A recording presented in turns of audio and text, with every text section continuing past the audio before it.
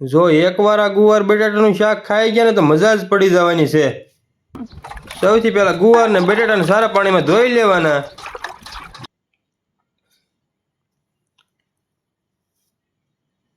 પછી ગુવારના ડીટિયા કાપી લેવાના।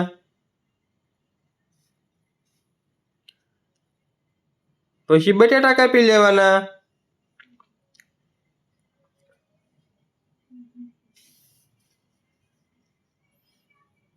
પછી એક કુકરમાં ગુવાર અને બટાટા નાખી દેવાના। પછી તેમાં તીખું મરચું, મીઠું, હળદર, તેલ અને પાણી નાખી દેવાનું। પછી તેને સરખી રીતે મિક્સ કરી દેવાનું। પછી કુકરનું ઢાંકણ ઢાંકીને તેને ધીમા તાપે સડવા મૂકી દેવાનું।